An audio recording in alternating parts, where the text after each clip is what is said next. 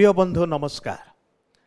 Church of Christ union church Bhubaneswar आनुकूल्य प्रसारित प्रातज्योति कार्यक्रम को आपण को स्वागत करुअछि।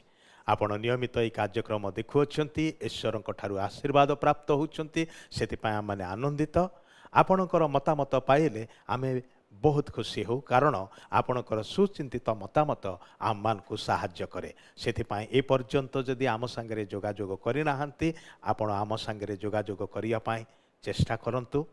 এই कार्यक्रम को आपण लाइक करिसेंते, निश्चय सब्सक्राइब करिसेंते हुए तो, किंतु बंधु मान निकट में शेयर करिया पाई भूलिबे नाही, जेपरि आपणकर बंधु माने मध्य आशीर्वाद प्राप्त हेबे।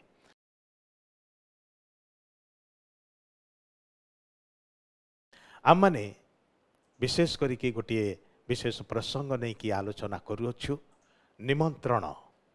एई प्रसंग को नहीं स्वर्गर ईश्वर पृथ्वीर मनुष्य मान को निमंत्रण करती। अबाटरे चली जाऊचु, विनाश आड़ को माड़ी चलीचु, आम को फेरे आनिबार निमंते, नुआ जीवन देवार निमंते, आम को स्वर्गीय जीवन देवार निमंते, स्वर्ग को फेरे आनिबार निमंते से निमंत्रण करते, से डाकती।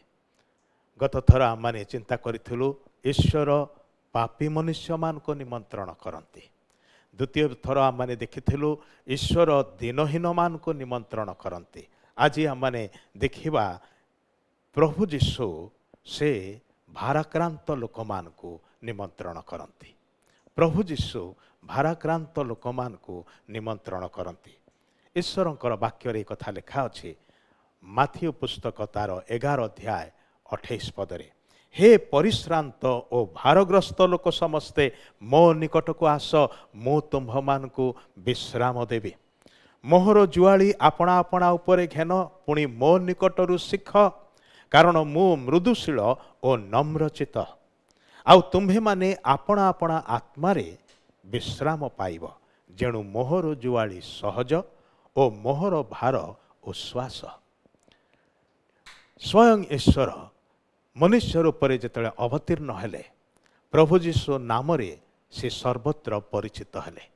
से प्रभु जीशु ईश्वर मनुष्य रूप से मनुष्य मान मध्य गमनागमन कले। से समस्तंकर मंगल उपकार साधन करू करू विभिन्न स्थान को यात्रा कले। विशेष भाव में तत्कालीन पालेस्टाइन देशर गोटे मुंडरू आर मुंड पर्यंत सेठारे रहुथिबा भिन्न भिन्न गोष्ठीर लोकमानकर मध्य को गले, एवं से मानक मध्य ईश्वरक राज्यर कथा से कहिले, स्वर्ग राज्यर कथा से कहिले, एवं लोकमान को जीवनर बाट से देले।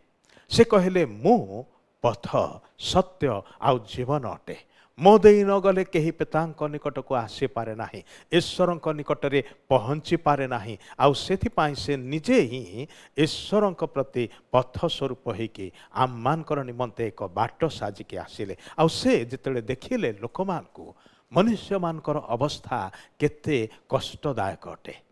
विभिन्न प्रकार चिंतार भार, विभिन्न प्रकार पापर भार, एवं विशेष करिकी करिथिबा दोष सबुर गंजनार भार, जोटा मनुष्य को अनेक समय चापी पकाए।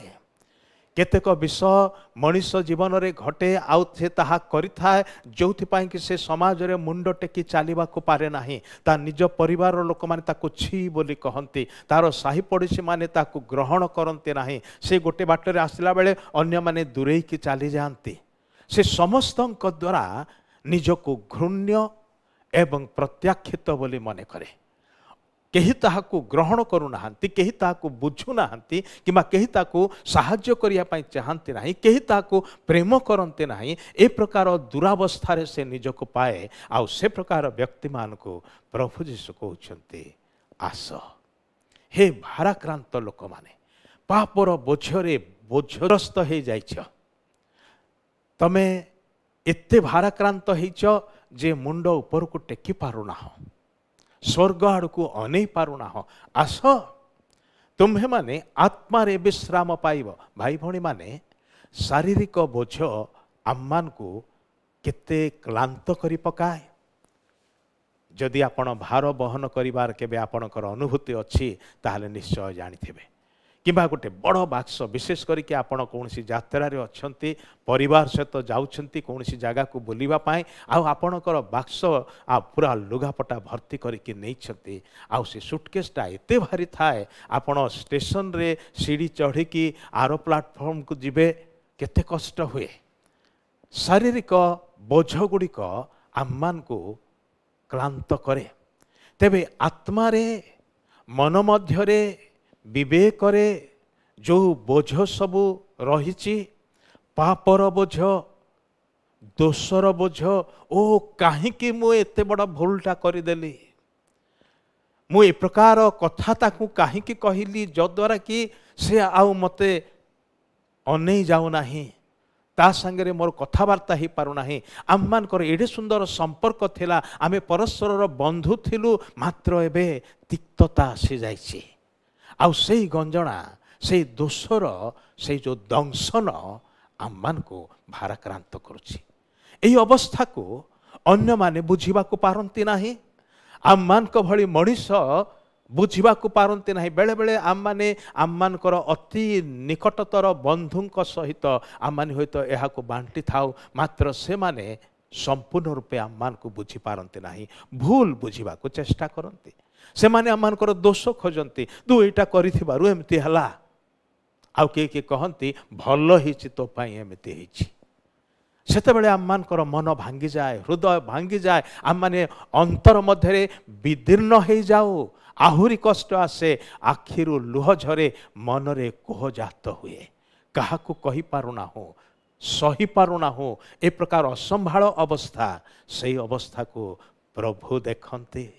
जो ईश्वर स्वर्गरु आसिले मनुष्य रूप से देखती से बुझती आ से कहती हे भाराक्रांत लोक माने मो निकट को आस मु तुम्ह मान को विश्राम देवी से बोझ मते दे दियो आ मो ठारू तुम्हें सहज जुआली को निह मो मृदुशील मो नम्रचित मु तुमर स्तर को आसी तुमको खोजी रक्षा करिवार निमंते मो ठारू दूर को जाओ नाही आस बंचिब आस उद्धार पाइब आस मो तुम मानकर पाप सब को क्षमा करी आ तुम्हें बोझ मुक्त हब नुआ जीवन स्वर्गीय शांति ईश्वरीय आनंद पाप क्षमा अनंत जीवन ए सब विषय मो ठारू तुम्हें पाइब आस प्रिय बंधु प्रभु जीशु ख्रीष्टंकर ए सुंदर निमंत्रण को आज आपण ग्रहण करिवे कि आज ही सुजोग आपणकर निमंते